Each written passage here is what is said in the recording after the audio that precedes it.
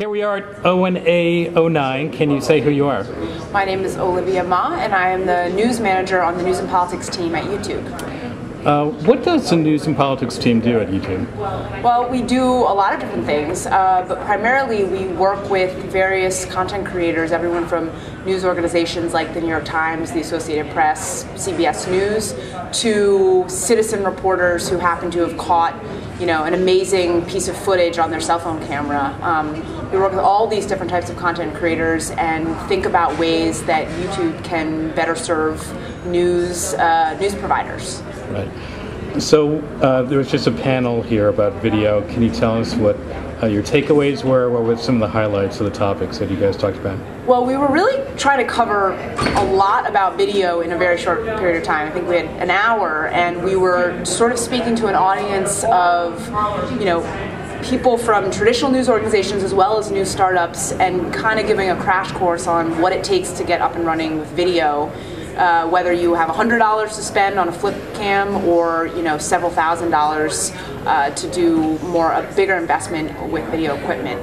And I thought it was fascinating for me to be on a panel with Andrew from Current TV and Kevin from the Associated Press, because they are working for news organizations that are creating video content, whereas YouTube is on the flip side. We're the hosting platform. So to hear sort of some of the best practices from them about how their teams are starting to do more with video, I thought provided an interesting counter position to my perspective, which is really more about the hosting, the discovery, about the user. I think some of the interesting takeaways were just about how important it is to just start doing it. Getting your video up and running, getting your reporters comfortable with the medium. Whether it's just a flip cam that you're giving them that they can have in their back pocket in case, they catch the person getting into the car at the right time and can get that, first-person interview. That's more important than having to go through necessarily long training sessions and really feeling like every single bit that you produce needs to be perfect. So I think that the biggest takeaway, and we can certainly speak to this on YouTube, is if you've got the means, just start shooting video and start throwing it up on the web, and you'll probably see some pretty cool results.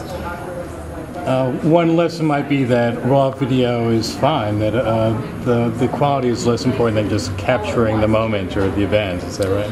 I definitely think that's true. I think that what we've certainly noticed on YouTube is that when raw video shows you something that you're not going to get anywhere else, that it doesn't matter what the quality is, if you can see something visceral and experience something through video, that's what people want to see. They want to see what actually happened.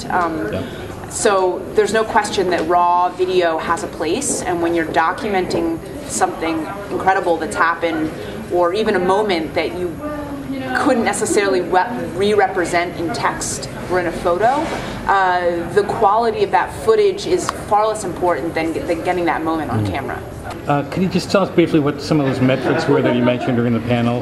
What happens like every minute? Yeah, so every 60 seconds, 20 hours worth of new video content is uploaded to YouTube, which is equivalent to 86,000 full-length Hollywood films being uploaded every week.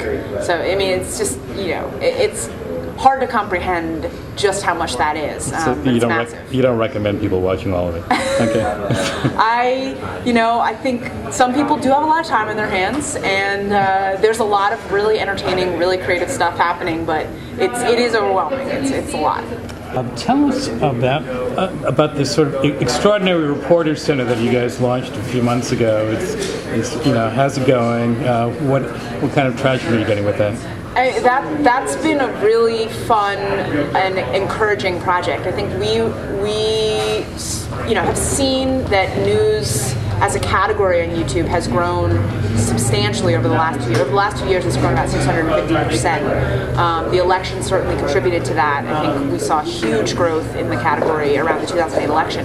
But we realized, hey, there's a large community on YouTube that is really interested in participating in this news gathering process, and we also have really great news partners that we could tap into to provide advice, training, guidance, and real sort of expertise on how to report the news.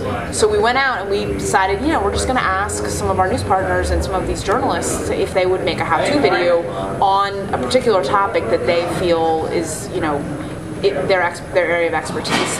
And the response was overwhelming. And we didn't know if people would say, we don't want to bother with those citizen reporter type deals, but every single person that we asked was thrilled, excited about it, thought it was a great idea. So we ended up getting almost 50 videos, I think, from different news organizations who have created these, short, really interesting, incredibly valuable, educational how-to videos on everything from how to prepare for an interview, how to fact check, how to capture news on your mobile phone, what are the basic tenets of investigative reporting. I mean, you name it, we have a lot of different topics covered, and the response has been great so far. We've had lots and lots of people coming to the site to learn. So. Yeah, it's a great session.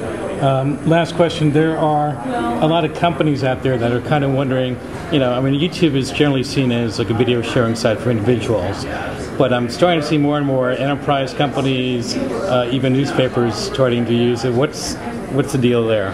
Yeah, I think that certainly YouTube was built and had most of its growth was fueled by the community and the amazing sort of user-generated content boom. However, we have thousands of professional content partners that are now on the site, and everyone from marketers and advertisers to news organizations, professional Hollywood studios that are seeing YouTube as a really valuable distribution channel for their content, as well as a way to engage the community. And I think that's the single most important element of YouTube that makes it different from other video hosting platforms is the community that's built in there.